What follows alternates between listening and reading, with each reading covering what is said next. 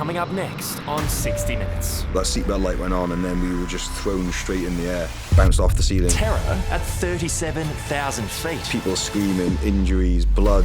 One passenger dead and dozens severely injured. Hearing a man ask, "Can you feel your legs?" No, can't feel that. But could this catastrophe All these aeroplanes changing direction. have been avoided? Here comes SQ321 on a straight line. We call that a smoking gun. Boeing 777s are one of the safest type of aircraft flown. They're also one of the largest. Fully loaded with fuel, freight and upwards of 400 passengers, they can weigh more than 350 tonnes. But in difficult weather, like all planes, 777s can be violently tossed around in the sky. And when that happens, those on board are in for a terrifying ride. In May, a Singapore Airlines Boeing 777 encountered such extreme turbulence, dozens of passengers, including Australians, were severely injured and one man died. Tonight, our investigation into that incident reveals startling evidence that this was a tragedy that could have, and should have, been avoided. Morning. Good morning. Hi. We're going to get you up. Yep, Okay, Yep. and then be ready for your therapy. sure. It takes courage for Kerry Jordan to face the monumental struggles of each new day. Yeah, it's always nice to get out and get some fresh air. The challenge of, being able to actually get up and get ready for the day, that's huge, Carrie was a high school dance teacher and a performer, something she can no longer do. Life sometimes throws those challenges at you, and I just have to look at the positives. Paralysed from the chest down, even the simplest of tasks are now downright impossible. Her injuries as cruel as they are unthinkable. I'm relying on many people to assist me and help me to get myself ready so that I can face the day. And obviously there's not just the physical challenges, but the mental and emotional challenges with that, which takes its toll. Kerry and her partner Keith Davis were two of the 211 passengers on board Singapore Airlines flight SQ321 when it hit extreme turbulence on the 21st of May this year.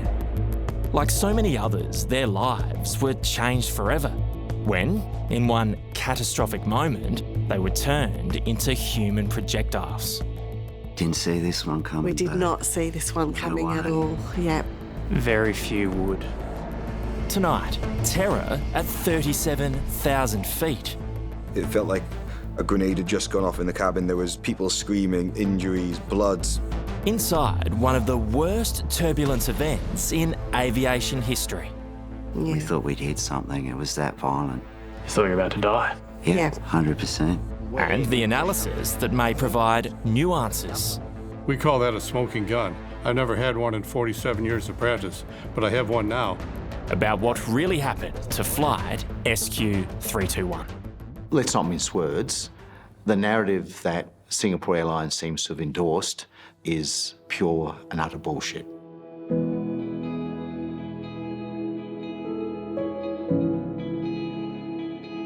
It's a nice day today. I feel a bit energised, more energised than I was yesterday, so... To say that Keith and Kerry have been through hell is an understatement. But their ordeal began with a great adventure, a month-long holiday in the UK.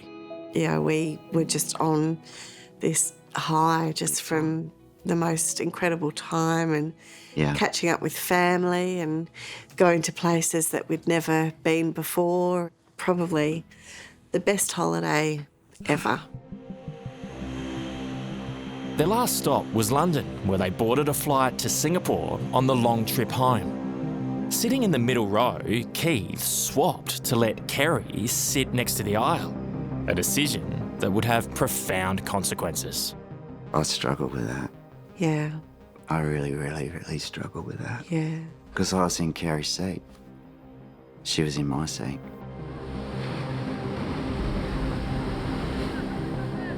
Sitting next to Keith and Kerry was 22-year-old Welshman Toby Pearl, a health worker who was on his way to backpack around Australia.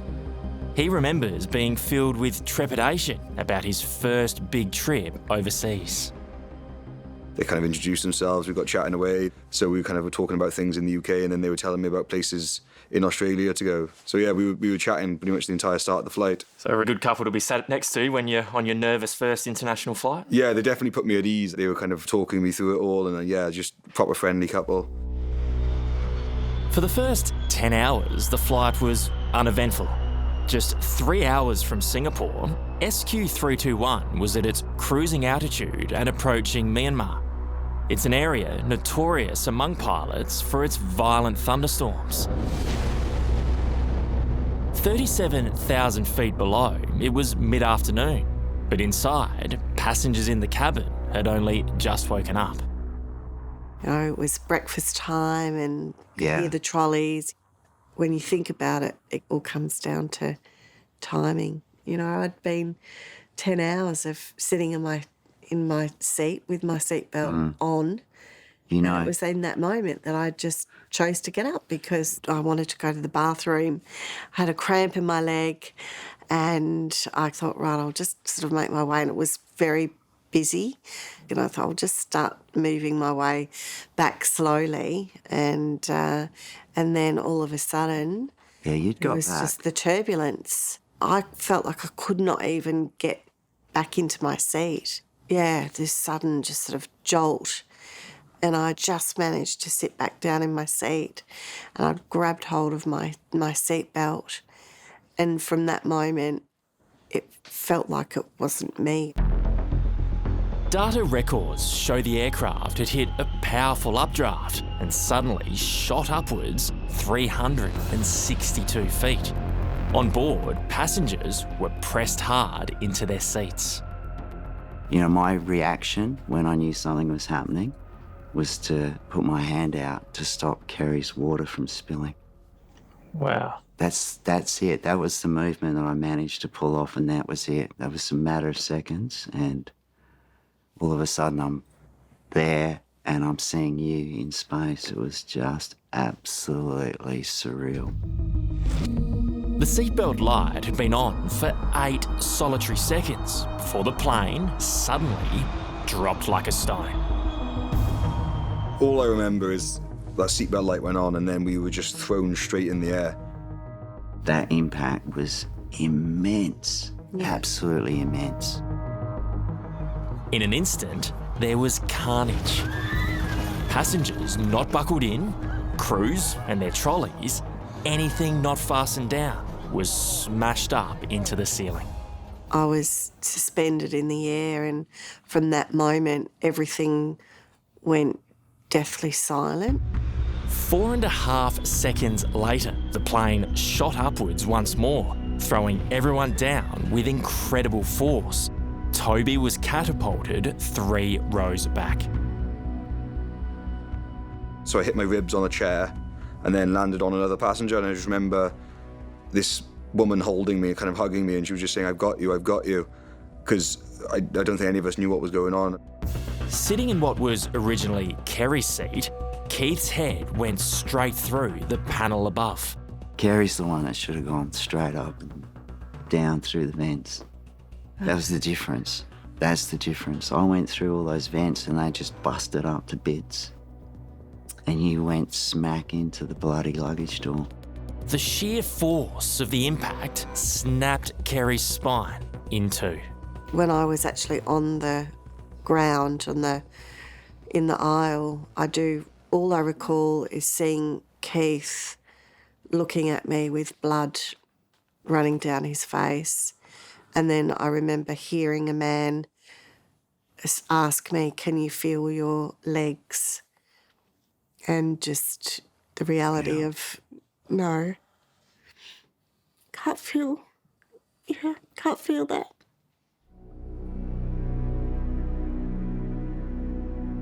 within a minute, the plane was back under the pilot's control.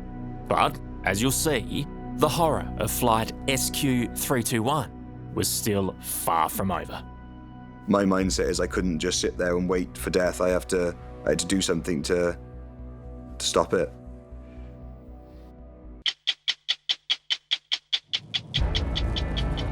In the immediate aftermath of one of the most severe turbulence events ever recorded, there was pandemonium on board Singapore Airlines flight SQ321. It felt like a grenade had just gone off in the cabin. There was parts of the ceiling everywhere, people screaming, injuries, blood on the ceiling, on the floors, everywhere. It felt like I don't know if we'd crashed or we'd hit something. And in my mind, there was no walking away from that. We were all dead. Health worker Toby Pearl wasn't the only one filled with a sense of dread. You could hear passengers screaming, crying, children screaming, crying, passengers ringing family members, telling them they love them, giving the final goodbyes. So I think it was like kind of that general consensus of this is it. Kerry Jordan and Keith Davis were also caught up in the panic. And everywhere around us, everybody was, screaming. Everyone has a different reaction. But people seriously thought we were all going down. Yeah. We thought we'd hit something. It was that violent. You thought you were about to die? Yeah, 100%. Yeah, absolutely. Toby had a busted shoulder, but forgot about the pain when a shout went through the cabin for help. Lying on the floor, 73-year-old Briton Jeff Kitchen had suffered a cardiac arrest. Everybody else is just mayhem. People are crying, carrying on. And there he was applying CPR. Amazing. So he was like Superman, just leapt up and boom, he was straight into it. With a group of other passengers, we performed CPR for about 30 minutes. But aren't you in this moment thinking these are your last moments alive? Yeah, my logic was if I'm going to die, I'm going to die helping someone else. Tragically, their efforts were in vain. I just remember placing that blanket over his body, and then his face was this kind of weird feeling that this life had just been taken in front of me.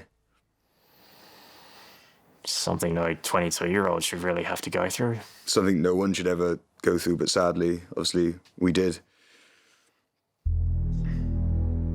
As the plane was diverted for an emergency landing in Bangkok, the sheer number of serious casualties was becoming clear. There were so many injuries on that plane. It was kind of, he who screams loudest was kind of getting seen to. How badly injured were a lot of those passengers? Some of the injuries we saw were like lacerations to the head, neck, arms, obviously broken bones. A lot of these passengers would have been convinced that they weren't going to make it to landing. Through it all, Kerry Jordan clung to life, paralysed but conscious. There were moments where it was sort of just sounded incredibly chaotic, but then moments where it was quiet, and I kept hearing Keith, and Keith kept just saying, "You're going to be okay. Everything's going to be okay. Can you hear me? Can you hear me?" You're going to be okay. Yeah. You're going to be okay. Just keep breathing. On the ground in Bangkok, the scene resembled a war zone. Stretchers were strewn across the tarmac as the worst of the casualties were painstakingly removed from the plane. In all, more than 70 passengers and crew were injured. 6 had skull or brain injuries. Like Carrie, 22 suffered spinal damage. Just getting you out of the plane, that was just epic. And then we got it back into the ambulance. And yeah, that was just crazy, that ride into the hospital. Carrie was rushed into the operating theatre at 3 o'clock the next morning, where she underwent surgery to piece together her spine. Finally, 8 days later, she was medevaced home to Adelaide. So, Carrie, you can't feel anything from the chest down? Yeah. So I've got a little bit of movement in my upper body, my arms, a little bit in my hands, but my fingers are paralysed, so makes it really challenging to obviously work with my hands. So you can move your arms a little bit. So if I go to sort of shake it, I just don't have the strength. Don't have the strength yet. No, but at least you're moving. That's a bit of a positive, isn't it? Absolutely. What does that mean to you? Just to have something. Oh, honestly, to actually get myself into working with the physios here, and that makes all the difference when you can actually see that you're getting a little bit stronger every day. I've never thought about what spinal injuries actually are, what they actually mean. That, my body was paralysed and the reality of that. But I kept thinking to myself, this is just a moment in time. I didn't think this was going to be something permanent. And I still feel like that, that I'm going to wake up one morning, be able to do that. Yeah. So that's, you just keep thinking that one day I will be able to walk again. Still have that hope. Hope's important. Yep, absolutely. And I guess it's the small victories from here, at the very least. Yep, for sure.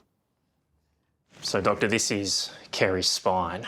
What does this tell you about what happened to her?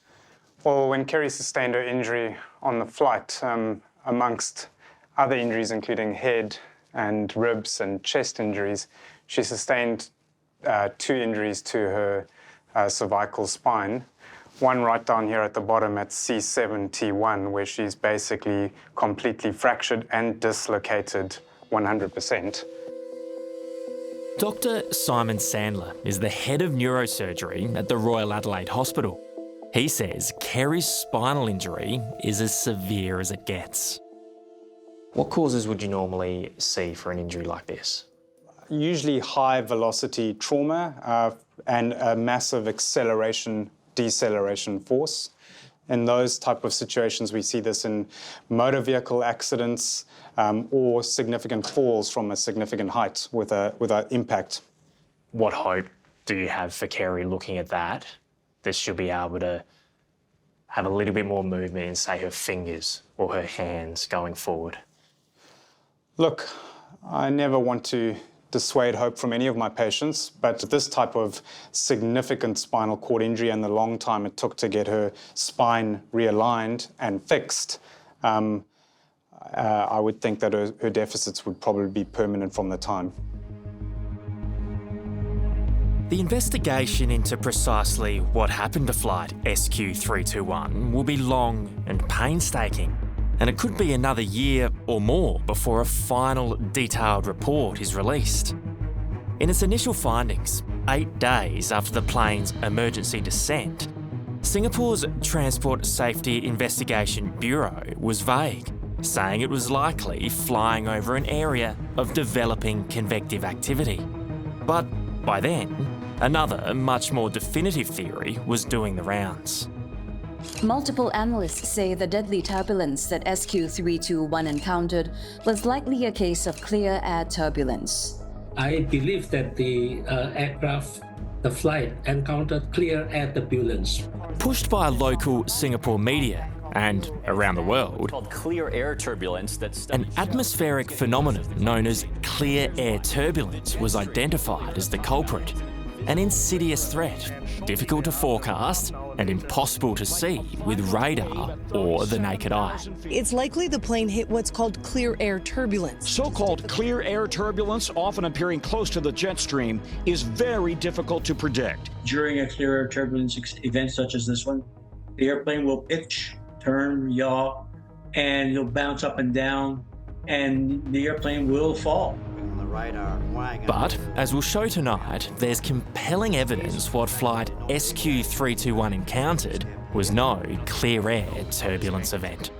An awful and untimely miscalculation. A terrible miscalculation, a terrible miscalculation.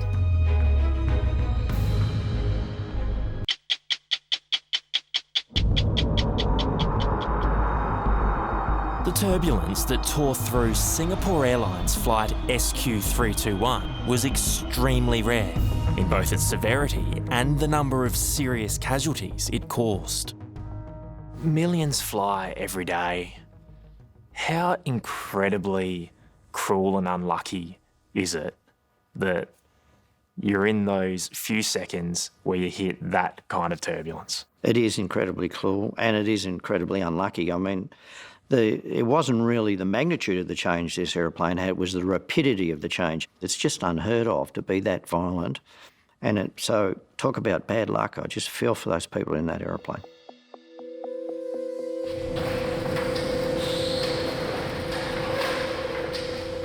Richard Woodward is a former Air Force test pilot who went on to fly long-haul passenger jets for Qantas for 33 years. Few have more experience in the air or a better understanding of the perils of turbulence. When you first got word about what happened on that flight, as an experienced pilot, what did you instinctively think happened? Well, I thought they had an encounter with a thunderstorm, bottom line. So this plane, you thought straight away, either flew into or near a storm? Yeah, basically, there was media reports there was a clear air turbulence encounter, and it's very rare to have that near the tropics, so I was leaning towards an encounter with near or, in a storm. This terrifying footage only hints at what would have been experienced by those on board.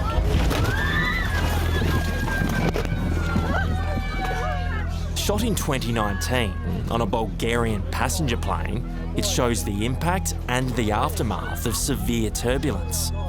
Unbelievably, the forces on SQ321 were far greater. In a 777 simulator, we're about to reconstruct the flight's critical seconds. Richard, what do we know about the circumstances before the turbulence hit? Was there anything at all out of the ordinary? No, there was nothing out of the ordinary. The crew was serving breakfast. The flight was perfectly normal up until that point. So breakfast being served, people walking out of their seats, milling about the cabin, is that the worst possible time for turbulence to hit? Absolutely. To the deep frustration of those on board, Singapore Airlines has carefully avoided any explanation of what the plane flew into or why. What we do know is the aircraft was at its cruising altitude when it first encountered minor turbulence. Passengers say they had no warning of what was to come. Well, first up, there's a bit of turbulence, about 11 seconds or so, minor bumps where the aeroplane's getting bumped around. The crew saw fit to put the seatbelt sign on. 8 seconds later, it all turned pear-shaped.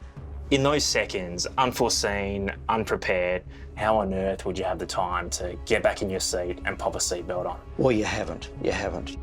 Even in the confines of the simulator, what happens next is chilling. Perhaps I could demonstrate it. The aeroplane climbed at about 1,200 feet a minute. So we'll see here, the aeroplane's starting to respond. It only went up 362 feet. And then it went from 1,200 feet a minute up to nearly 2,000 feet a minute down. It's unheard of in that short period of time. So there it goes. Now the aeroplane's plunging earthwards. It's the autopilot kicking in, trying to maintain altitude, which has dipped the nose of the plane, leading to a massive increase in speed. In response, the pilot pulls on the speed brake to slow it down. So they're busy doing all that, and then suddenly the aeroplane goes from massive updraft to a massive downdraft, and I mean massive. The aeroplane falls, effectively falls, 178 feet, which puts everyone who's not strapped in on the roof in the back of the aeroplane. And you're pinned there while the aeroplane's falling, but within a couple of seconds it goes back to positive G, and then you bang back down to whatever's below you. Seat backs, seats, floor, you name it. Whack, it's all over. 4.6 seconds and it's all over. It's unheard of to get that sort of damage in that time. So 1 minute of just absolute chaos. Yes, 1 minute of absolute chaos. Let's not mince words. The narrative that Singapore Airlines seems to have endorsed that this was just some unavoidable accident is pure and utter bullshit. Representing injured passenger Kerry Jordan, no one is fighting harder for answers than lawyer Nick Xenophon. He's convinced there was a failure on the flight, either human or mechanical. Singapore Airlines needs to explain why they have been so silent as to what actually occurred. This narrative that's out there, that it was just a freak weather anomaly, is really just crap. This is something that should not have happened, and I think the truth will come out. And when pilots have spoken to me privately about this incident, they are scathing. So I think the truth will come out eventually. It's a pity that the truth hasn't come out from Singapore Airlines themselves, who are responsible for what has occurred. Clear area of thunderstorms. The analysis of retired pilot Richard Woodward paints a picture of what may have happened that day. Critical to that are satellite images which show the build-up of thunderstorms over central Myanmar over an hour and 20-minute period before the turbulence struck. Well, Richard, these are the satellite weather images from that time in that area. What does this tell you? These are 10-minute snapshots, but what they're showing is the cells developing all over southern Myanmar, so a big area of thunderstorm activity. So if you're armed with this knowledge, you're avoiding that in your aircraft? Of course, you'd either be going down the coast and swinging around or picking your way through if you had to between the cells, but you certainly wouldn't try and fly downwind of the thing because that's where the weather's getting blown to. Other data shows that in the 5-minute period right before the plane was crippled, there were scores of lightning strikes in the area it was approaching. What does that tell you about what they encountered? Lightning only develops when the interaction in the storm between ice particles and water, generating massive amounts of electricity, more electricity in one storm than you get in a power station. So for the lightning to be seen and be obvious on the radar picture, then there's a fair amount of activity being developed. It was directly into this area that flight SQ321 headed, without a single deviation to its course. As we now know, a straight line into the teeth of a building thunderstorm. Thunderstorms climb very quickly, and so they may be just a high cloud below you when you're 10 minutes away, but they're climbing several thousand feet a minute, so they're going to be at your altitude in 8 or 10 minutes' time. Is that immediately concerning to you, that trajectory? Well, yes, the crew would be seeing all these cells developing on the radar and weighing up whether they need to go around it or not. But it appears from the fact that they're not deviating, they think they can fit through this gap here. It's a decision that becomes all the more confounding when you combine the weather with the routes multiple other aircraft took in those vital minutes leading up to the flight's sudden plunge. Well, Richard, this might be the most telling imagery of all. What are you seeing here? Oh, this is a pretty compelling argument, Adam. There's all these aeroplanes changing direction as they're seeing the storms on their radar and they're taking evasive action. That one's just turned, that one already turned, this one's turned. Here comes SQ321 on a straight line. Because I think in their view, this is benign area and they think they can just overfly it and keep going. As you can see, the Singapore pilots were either oblivious to the fierce thunderstorms developing ahead or chose to run the gauntlet. Either way, right over the middle of Myanmar, flight SQ321 met its fate. Wow, just over the top or perhaps into the top of a thunderstorm. An awful and untimely miscalculation. A terrible miscalculation, a terrible miscalculation. The deadly turbulence that SQ321 encountered was likely a case of clear air turbulence. Clear air turbulence. Clear air turbulence. So-called clear air turbulence. Unpredictable, invisible, and extremely difficult to forecast, it would be forgivable if clear air turbulence was what the Singapore plane had flown into. But Richard Woodward believes that, for whatever reason, the course taken by flight SQ321 that day was a terrible mistake. The top of thunderstorms are a very violent place and we all go out of our way to avoid them, so a professional crew would try and avoid it. You know that's coming, you strap the passengers in, you cease the cabin service, you prepare the aeroplane to fly through and you try and minimise the exposure to that event, or you go hundreds of miles out of your way to avoid it. So why wouldn't they have done that? I don't know. That's the profound question and we don't know the answer to that. Could we be sure about this, though? This is Singapore Airlines. Those would have been experienced, well-trained pilots. You don't get to sit in the front of a big airliner unless you've done years and years of training. But we don't know what was going on in the flight deck, and we don't know what they were looking at. It could have been a human error, mistake, or it could have just genuinely been an encounter they didn't plan to have. Is that good enough? Not really, no. For aviation lawyer Floyd Wisner, it all paints a damning picture of the culpability of Singapore Airlines. I'll tell you, Adam, no matter what people see in TV series about lawyers and how, you get this information that unequivocally proves your case, that never happens. We call that a smoking gun. I've never had one in 47 years of practice, but I have one now. Representing at least 15 of the injured passengers on board flight SQ321, he's squaring up for a fight. Why is this going to court? If it's that clear-cut, why are we doing this? That is a darn good question, and one I'd like to answer too also. I make my living going to court. I'm a litigator, but we shouldn't be doing litigation in this case. Singapore Air needs to do the right thing, the moral thing, the ethical thing, and yes, the legal thing, and admit that it has some responsibility for this incident, and then settle these cases. All the pain and suffering they have of their injuries, it's just magnified because of the way they're being treated. It's not fair. Coming up, a milestone for Kerry Jordan. Hello, my beautiful friends. But frustration in the fight for compensation. There's been communications through lawyers saying they need proof of hardship. Proof of hardship? Proof of hardship? It's just been bizarre. Paralysed from the chest down, it's been 4 long months of painful readjustment for Kerry Jordan as she comes to terms with life as a tetraplegic. A teacher and performer for more than 2 decades, dance has always been her great love. Her whole life is about teaching people how to move with grace and elegance. And she now is in a position where she can't move. You can't get any crueler than that. For Kerry's lawyer in Australia, Nick Xenophon, it makes the injury she suffered all the more tragic. She cops it on the chin somehow with a smile. How tough of a road is she now on? There's no sugarcoating the fact that her life has been catastrophically changed by something that really shouldn't have happened.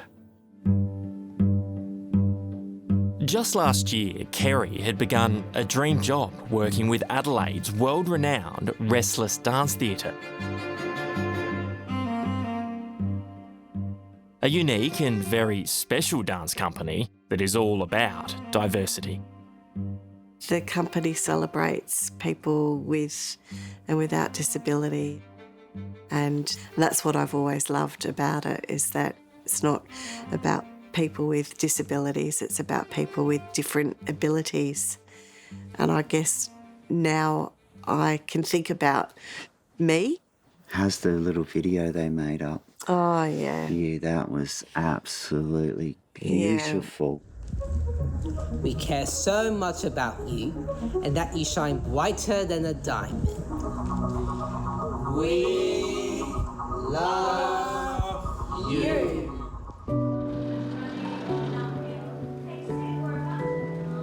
Today, in one of her first trips outside the confines of hospital, she's come back to visit. How are you guys? So amazing to see you. Oh, it's so good to see you all.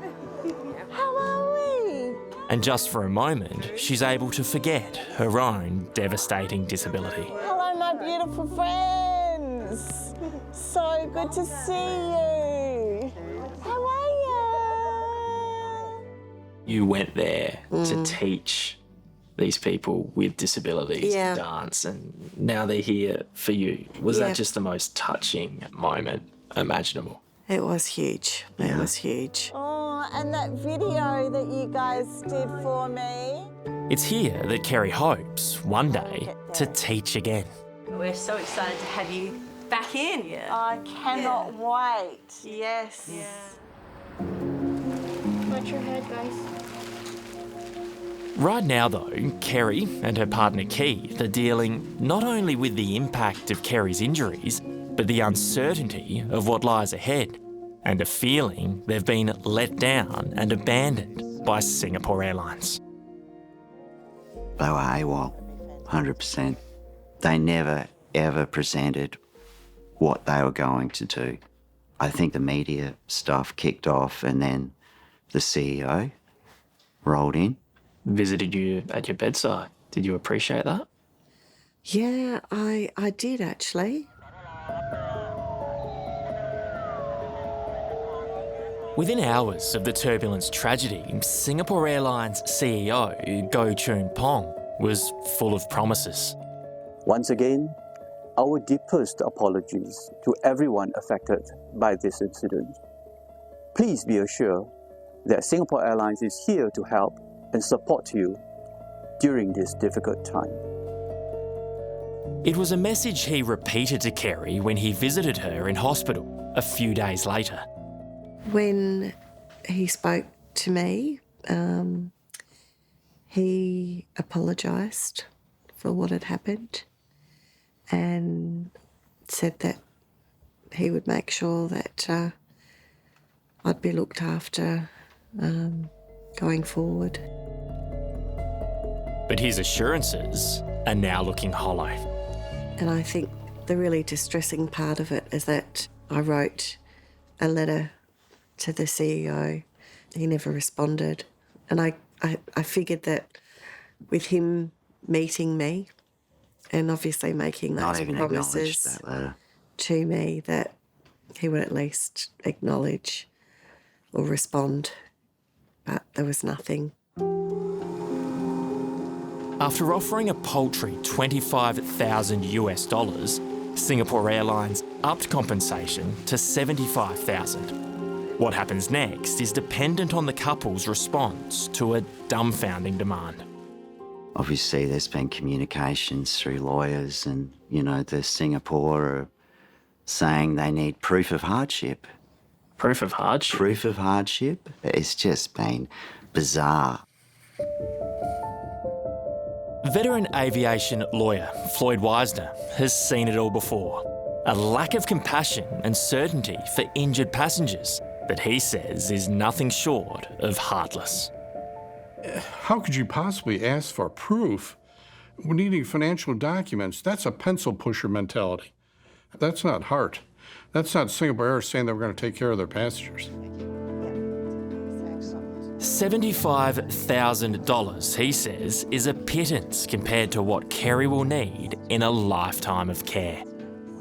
She's entitled to so much more than that. Millions she's entitled to. What do you think their strategy is, only offering up $75,000? I think it could be just to wear people down, just have people give up. Well, I got news for you. We're not giving up. So you think their lawyers could just be hoping that Carrie and her partner Keith just think, oh, this is just getting too hard. We want to get on with our lives and put this behind us. I think that's part of their strategy. Exhaust them enough, maybe pay them a little bit more now, and they'll eventually go away. That's shameful. Dealing now with the care of a paralysed partner and a mountain of difficult choices, Key is facing his own daily battles as he tries to shape what his and Kerry's future will look like. The couple's home, built on the side of a hill, is hopelessly inadequate for Kerry's needs. The painful reality is that her wheelchair wouldn't even make it through the front door. She needs round-the-clock care, 24/7 for the rest of her life. She needs 2 carers. Her home will need to be modified extensively so she can go back to her home, and that obviously costs money. And you're saying Singapore Airlines should be footing that bill? Singapore Airlines is an airline that last year made close to $3 billion in profit. For Kerry to be looked after is pretty much small change for them, and they need to explain why they won't do everything possible to make sure that Kerry is looked after for the rest of her life. I guess it's the really upsetting thing. Yeah. That's all I want to do. We're going to make that is be able to go home. We're going to get you there. And that's the really tough part of it. You know, I can be positive about the future and live in hope that I'm going to get better. There's going to be improvements, but I do know that the reality really is that I'm going to be in a wheelchair as a tetraplegic. That's the definition of hardship. It's about people who could help us because they should help us because of what has happened. Can they not be compassionate? Can they not be empathetic? Coming up, hope amid the horror. And I just thought, what an amazing man. Of flight SQ321. It was just the example of this young guy doing just what he did. It just, wow.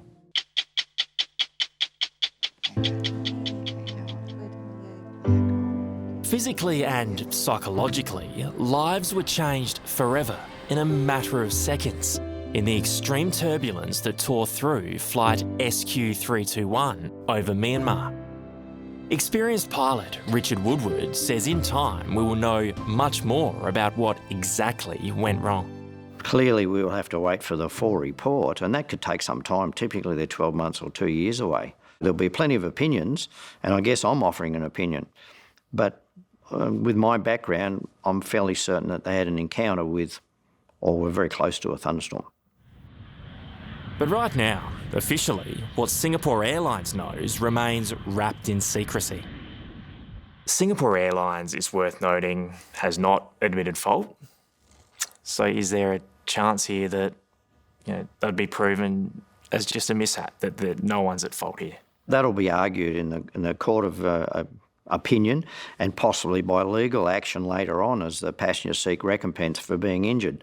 I don't know, but certainly it's pretty standard in the industry that the company will deny and try and settle out of court or give people compensation before it gets to that point. No one likes to admit there was a mistake. No one. For Kerry Jordan and Keith Davis, the wait for answers is exasperating. Do you blame Singapore Airlines for what happened to you?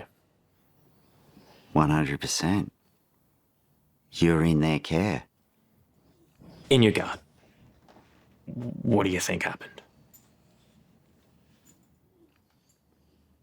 Someone took their eyes off the dial. What else can I think? If you put yourself in a situation that could have been avoided by diverting when other flights that are in the air at the same time, in the same region, are doing exactly that.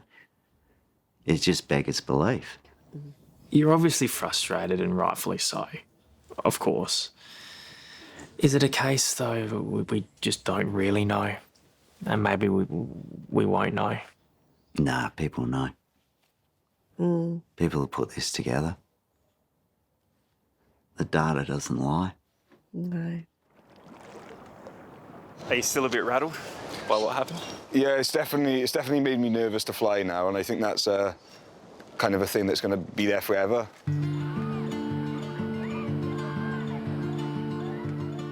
For Toby Pearl, it was a nightmare start to his trip to Australia, but one he's taken in his stride. Over the last few months, Toby's been embracing life as a backpacker, grateful to be one of those who escaped being badly hurt. I think walking off that plane is like winning the lottery. We not only survived, but we got away with such minimal injuries that we could carry on our travels or holidays, whatever people were doing. And looking at some of the injuries that were sustained, like Carrie's, it's a life-changing injury, and her life will sadly never be the same again. There's one moment, as flight SQ321 touched down, that Toby says he will never forget. In the chaos and the carnage came an extraordinary display of compassion from his fellow passenger, Keith Davis. I remember we landed and Keith kind of grabbing me, and I just remember his face, he was covered in blood. He was almost like checking I was okay, and then I was like, yeah, I was okay. And then he was basically telling me that I need to carry on with my journey and have the best holiday I could ever have. And I just remember thinking in that moment, I was like, his wife was led on the floor. He was covered in blood, obviously injured himself. And the first thing he thought of was to tell me that I need to have a good rest of my holiday. And I just thought, what an amazing man. What possesses you in that moment, Keith, going through what you're going through, to think about Toby? It was just the example of this young guy doing just what he did. It just, wow, puts faith in young people. For Kerry and Keith, and so many other passengers on that flight, what happens next is anything but certain. But with courage and a little trepidation, they're setting their sights on a better tomorrow. When I was in hospital in Bangkok, I kept saying to Keith, I'm here. Yeah. I'm here. And I can tell my story. Yeah. And obviously, I now have some restrictions in terms of what I can and can't do in the future, but things will change. Does she inspire you, Keith? Oh my God. She's the reason. You know? I just think of what Carrie opens her eyes to every morning. With a smile. Big time. You're both inspiring. I can't overstate that enough. You can find more about the dangers of turbulence and the safety of modern air travel on Extra Minutes. Thunderstorms occur around the world every day. There's a huge amount of energy in a thunderstorm, equivalent of a nuclear weapon, basically, so we go out of our way to avoid them. That's Extra Minutes, the 60 Minutes podcast, available on your favourite podcast apps.